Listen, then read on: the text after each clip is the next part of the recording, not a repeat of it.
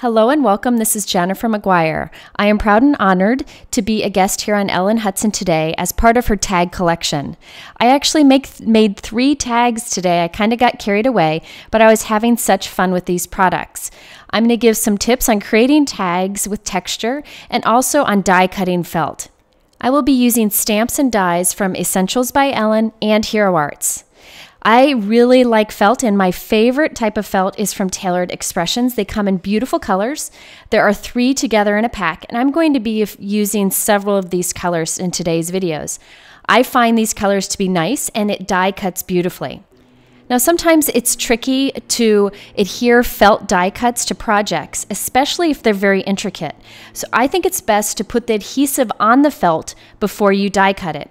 So I have these Essentials by Ellen dies, and I'm going to cut these from the felt. So I'm taking a few of the colors that I wanted to use, and I cut them down to workable sizes so I don't waste any of the felt.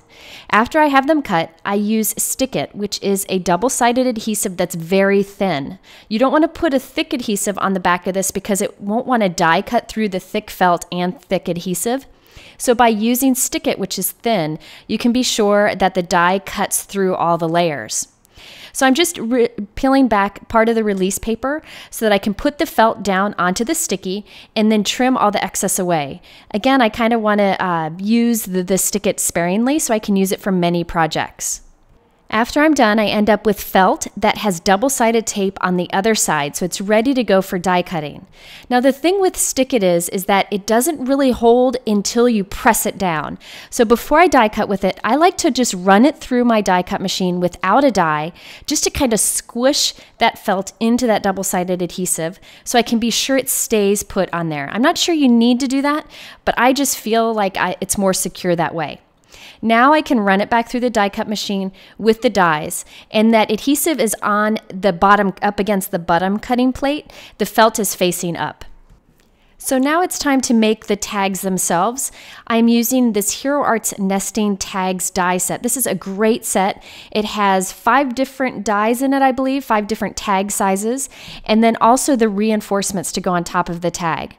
So for this one, I'm using like a peach colored cardstock, and I'll go ahead and die cut that. Now, instead of leaving the tag plain, I decided I wanted to add some texture to it to kind of add to the handmade and homemade feel of using felt on a project. So I'm using this Great Stitches background from Essentials by Ellen. I'm putting my paper, my tag, between the die and an embossing pad. Then I'll put it between the cutting plates and run it through my big shot machine as I would any embossing folder. And that's with tag 2 flipped over. So this will impress that die into the cardstock, give it a dry embossed look instead of actually cutting into the cardstock. You could do it either way. This is just a great way to use this particular die. I just love it. The texture is gorgeous. Now I did want to kind of distress the edges with a bright color, so I'm using Abandoned Coral, and I'm putting some ink on lightly with my ink blending tool. Now I wanted to show you how the 2 sides are different. This is the side where the pattern is pressed into it, so the pattern is the valleys, and you can see the ink just kind of rubs along the top. But when you flip it over and ink the other side, where the patterns are raised, the ink grabs onto those little raised areas and really accentuates it, and it's just beautiful in real life.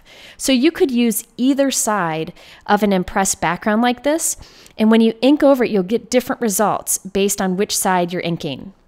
It really is beautiful to kind of accentuate all that pattern in the background. Okay, so now it's time to pull all the elements onto the tag. I'm cutting the little berries off this berry twig die cut that I created earlier, and I have a stamp here from Hero Arts. That small stamp set is part of a combo with some tag dies, but I'm just using the stamps today.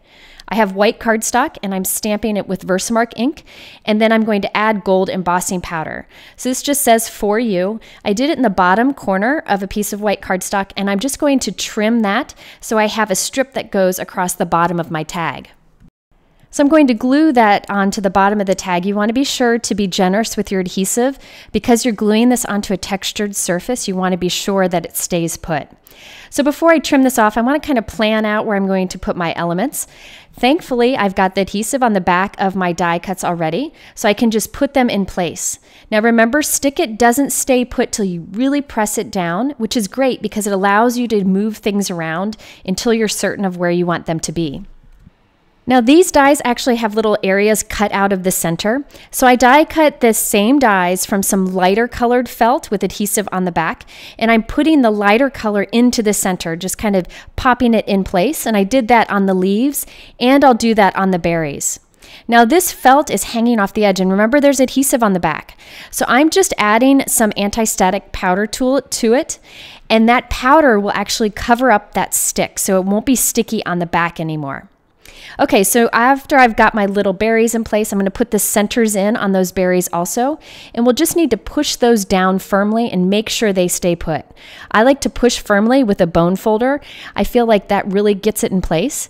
If you're uncertain if little areas aren't sticking well, you can always squirt some strong liquid adhesive under there, but it should hold just fine. Now I wanted to give this whole tag some shine, so I'm coloring it with my Spectrum Noir shimmer pen. This is a clear kind of shimmery pen. I'm coloring some on the felt, so the felt shimmers, and then I end up doing that all over the entire tag. You can never have too much shimmer, especially on a fun kind of girly tag like this. I just went ahead and heat set it so that would be dry. I didn't want that distress ink to kind of move too much in the background. I wanted it to dry it as it is. And there we have our first little tag. Now at this point, I wanted to kind of make it a little bit more sturdy. So I decided to die cut another tag of the same color and size and gold heat emboss to and from on it. So you can write your message on the back of the tag. So this is going to be glued on the back of that tag that we just decorated, and it just kind of doubles it up and makes it sturdy and makes the back look nice also. And now you have a nice smooth place to write the recipient's name. Now at this point I thought I wanted to do a little bit more, so I actually took those tags apart. That's one of the advantages of using that stamp runner adhesive, is you can move things for a bit before that adhesive sets so that you can change your mind a bit. I decided to add a little gold cross stitch on the front, so I'm poking 4 holes, 2 on the white strip and 2 on the pink tag, and then I'm just going to create an X on it with some gold thread. I could totally have skipped this to save some time, but I think it's fun to add little stitches here and there, especially when you're using felt, because it adds to that fun homemade sewn look.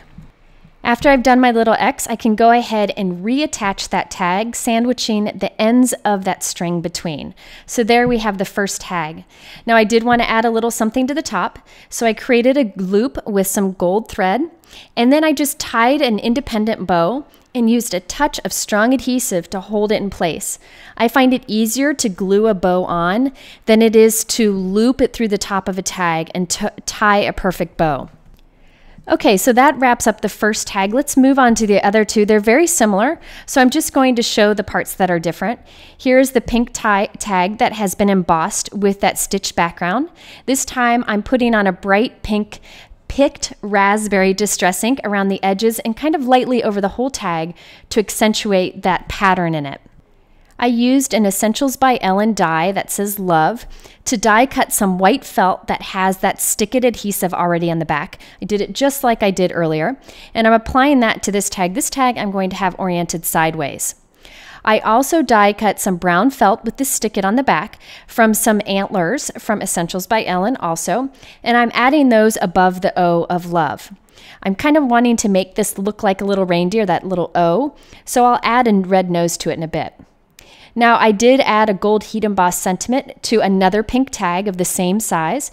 This will be, again, the back of the tag. So I put adhesive on it, and I'm just going to glue it right to the back, just to give it a little more stability. I did stamp width onto a small piece of white cardstock using that Hero Art sentiment set. Added that on top, and now I'm using a little red pom-pom for the nose of that little reindeer. I also looped that gold thread several times through the top of the tag and then tied it in a knot. I took the Spectrum Noir shimmer pen and covered the entire tag, all the different elements, with the shimmer. It's hard to see in the video, but in real life this has a beautiful shine to it. And that wraps up our second tag. Our third tag, I did a lot of the same things, but I wanted to share a few tips. Sometimes if you're putting white felt onto a darker colored cardstock, you can kind of see through the white felt. So what I did is die cut some white felt with this stick-it adhesive on the back, and I also die cut the same bird die from some white cardstock, and I glued those together, and now I will add that to the project. This allows me to not see through that white felt, and also it gives it some stability. So if your felt needs to kind of hang off of a tag too much, you could always put it up against cardstock so it's a little bit stronger. I did the same thing with this green. This is green felt with adhesive on the back of it, and I stuck it to the same die cut of green cardstock. This is actually that antler die that I did on the last project, but I did it from green so it could look like a branch in the dove's mouth. Should I say mouth or should I say beak? I don't know. Anyways, so he's holding a little branch here.